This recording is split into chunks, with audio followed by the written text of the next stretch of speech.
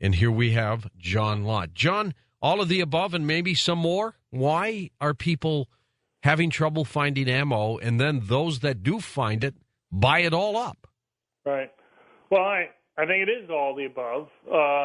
I think probably the dominant one is the first one you mentioned there, that people are afraid. And when you have politicians making the types of statements that I mentioned earlier about talking about various types of bans or registration, I can understand why people have the fears that they do. I think they're a little bit overblown. I don't think a lot of the worst things that people are afraid of are going to happen right now. They may happen one day, but they're not going to happen in the near future. And I assume one of the things that happens is that manufacturers don't really ramp up production because they think that demand won't stay high at this level for a long period of time. Mm-hmm. And so that's one reason why you can get, if people start talking about assault weapons ban, I mean, it's already hard to buy certain types of so-called assault weapons, and that may be more difficult if the legislation comes forward, but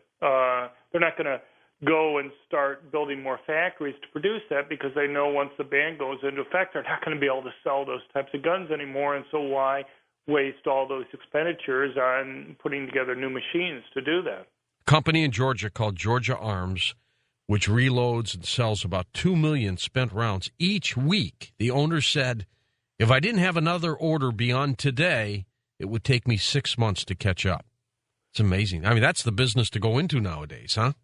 Right. Well, the problem is, though, I mean, you can make a lot of money if you already have everything all set up. Ready to go, yeah. Right. But you're not going to think that this is going to continue for years.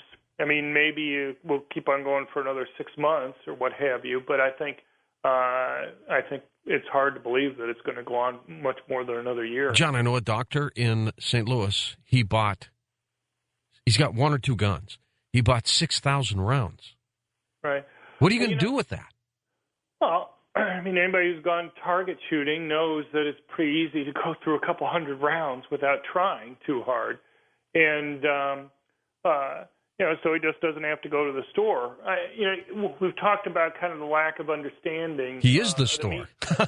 Yeah. Well, we've talked about the lack of understanding of the media on some of these things, and you'll see breathless news reports talking about somebody having hundreds of rounds, and you just know that there, maybe 1,000 rounds or 6,000 may be high, but it's not something that's completely ridiculous for somebody to go and have.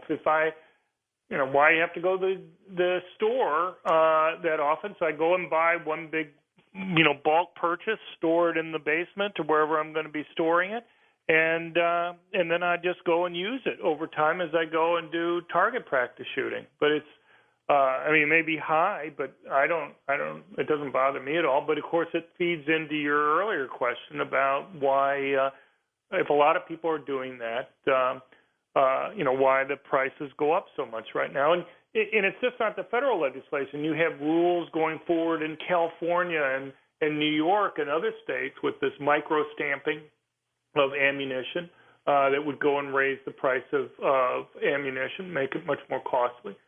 So it's not necessarily a bad investment also for somebody who in those types of states who plan on shooting for a number of years. Absolutely. We're going to take calls with John Lott next hour. Then I'll have open lines during the last hour of the program.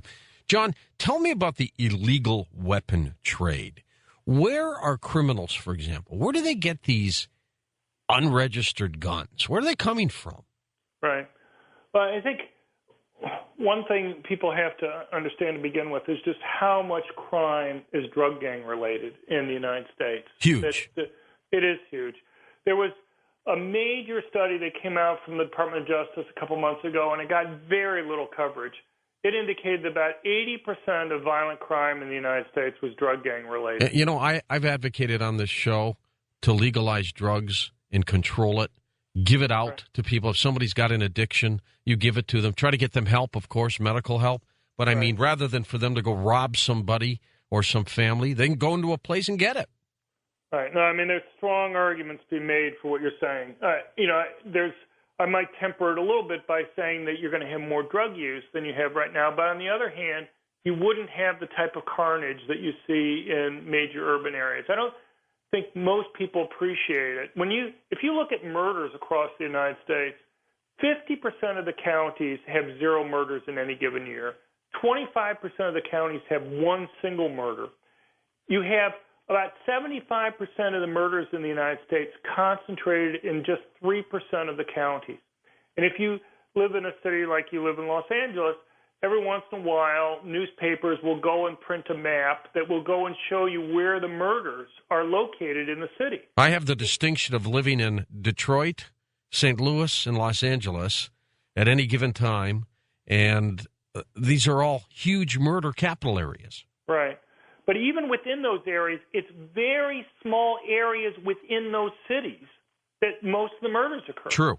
And basically... And we're not talking about the serial killer or the random shooting. You're talking about, by and large, day-to-day murders. Right. And you're talking about drug gangs often, or drug gang-related crime that's occurring. And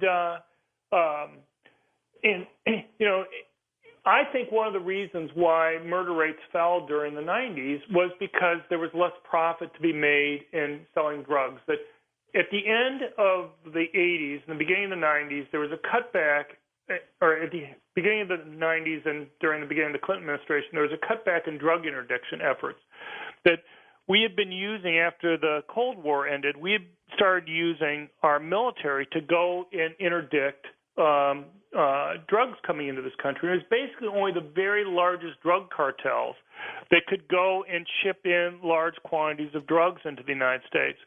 When that ended, you had drugs from a lot more different sources coming in.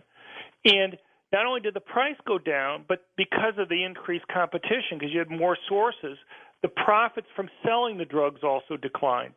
And that has simply reduced the incentives for gangs and drug groups to go and fight against each other in order to control drug turf.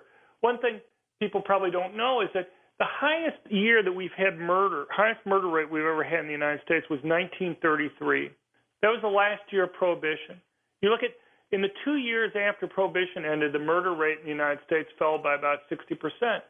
You know, just like now with drug gangs, back then in Prohibition, if the mob at that time tried to take over, one mob group tried to take over the alcohol turf from another area, it's not like they go and call up the police and say, this guy's invading our area, can you get him to leave?